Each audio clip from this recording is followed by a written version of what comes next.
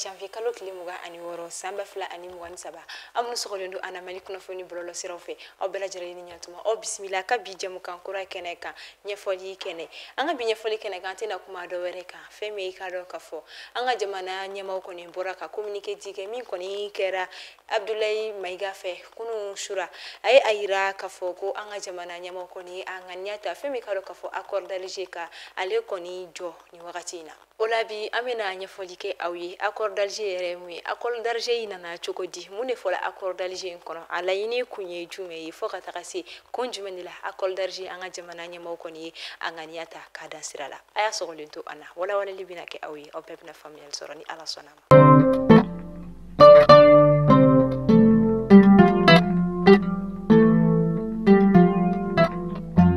atagalaje accord d'Alger na tokola kabini libi jamana konnala Mohamed Gaddafi ga fanga wakati tumamina ale koni tanyana o wakati de la ni manonu koni wilila kana sigiyoro nyini anga jamana konnala ni ukumbela anga o jamana o wakati fama o koni fe kata u bismillah koron felala unuka keleke bidon yere koni bismillah la anga jamana konnala kadaka ayirala ka fo ko malion dedo na maye ko malion dedo o wakati jamana nyama o koni u sebe koro bismillah ka sigiyoro duma ka fo ko malion dedo u bismillah ukasu o wakati o ya soro coordination du mouvement de l'Azawad ni agomima ko sema o kumi anga jamana konnala ka koro uni olu jera ka fara nyogon ka jamana klali koni fere usigi sinka ore sinfe u koni wilila ka jo ka jamana koro fela mine fo kana se kona yoro koni ma ore sinfe femi ka do ka fo franci koni nana o wakati la kana intervenir o kele mina do koni bulla kata unyema dugu do tala Algérie femi ka do ka fo famba koni tara inyema dugu Burkina jamana konnala o ya soro Blaise Compaoré alaikum fangala u koni ni waliya nunu bela jaralenta o ya soro anga jamana o wakati jamana nyamani o koni Amadou Toumani Touré atete ale koni bina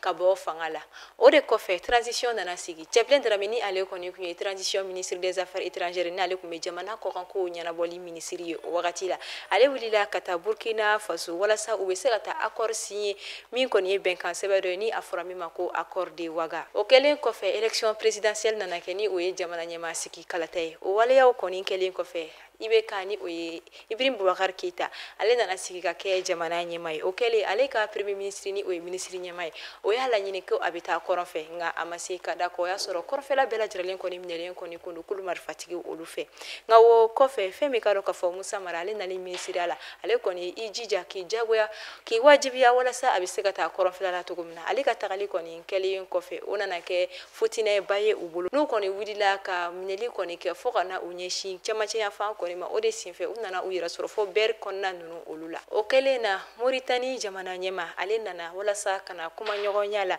min koni sinfe accord do fana koni sinyira ola benga sebe min koni sinyela ola ni oye akori o kono kuma kumi ayira kafo mami me yoro mina begato inola kulu marfatigi mi me yoro mi begato inola anga jamana finitigila ka fana be yoro mina begato inola shi kana ta shi segere bebe yoro mina begato o yoro la o akori ne koni nana banki fo katakani uye fo Algérie jamana kani kataga se accord do koni signeli kuma koni foli ma o yoro la nga okele anga jamana fama koni ayira ni amanya benka sebe koni bisi achekai akana sinye anga jamana yere konna la nama ko anga jamana ngo kuma dido okele minge ukoni accord signeli baro koni buluda anga jamana konna la min koni buluda la ka beni juin kalo klita ani duri samba fla anta ani duru wakati ula CICB la ni o centre international de conférence de Bamako okera kuma mina soro jamana chama koni jamana nyama koni wulika jo baraw sigi sinka wala sa ubise kana yeka ke akorin koni shiriya do koni chukumina o jamana nyama wala ikoni ga do Femi Robert Mugabe ni o koni kunye Uganda jamana nyama o wati la fukata si Alassane Dramane Ouattara ma Côte d'Ivoire jamana nyama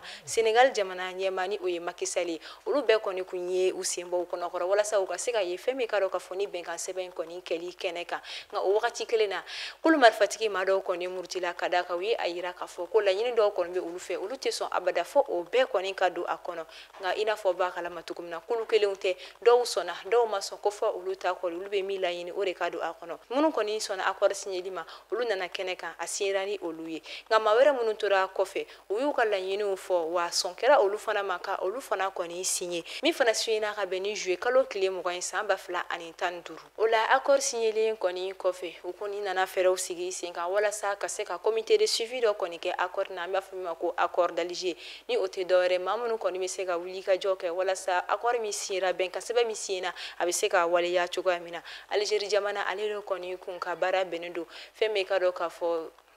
bɛnkan in kɔni lawaleyali kɔni ma jamana fila ni ɲɔgɔn cɛla la nka wagati labanw na kunnafoniyaw kɔni tɛmɛna maa caman bɔra o kalama fɛn min ka sanga ni Algérie jamana kɔni kɛlen ka banbagaci diinɛ tigilama dɔw kɔni wele min kɔni senfɛ n'u taara kuma ka sɔrɔ an ka jamana ɲɛmaw kɔni tɛ fɛn kalama o la fɔ an ka jamana ɲɛma ye u ka ambassadeur kɔni min bɛ an ka jamana kɔnɔ n'o y'u ka lasigiden ye k'o wele ka se ka ɲininkali kɛ u la walasa ɲɛfɔli ka kɛ an ye o fɛnɛ senfɛ Algérie jamana fɛnɛ ye an ka jamana lasigiden min bɛ u fɛ yen o wele ka se ka ɲɛfɔli kɛ o ye min kɔfɛ jamana kelen-kelen bɛɛ lajɛlen ka lasigiden kɔni wele ka segin ka na so nka ni a ta k'a lajɛ ni ne kɔni ye accord d'Alger in kɔni nacogo ye nka an bɛna sisan mun de la accord d'Alger an ka jamana ɲɛmaaw y'a ɲini ko a ka dabila ka fu siri a danna wa a ka jɔ pewu-pewu o kun fɔlɔfɔlɔ tɛ dɔwɛrɛ ye a yirala k'a fɔ ko accord d'Alger kɔni signera ni maa minnu ye maa minnu kɔni sɔnna bɛnkan sɛbɛn in kɔni signeli ma o maa caman de kɔni bɔra bɛnkan in kɔnɔna la caman y'i yɛrɛ ta caman murutila dɔw yɛrɛ taara fara fɛn min ka dɔn k'a fɔ maa murutilenw kɔni kan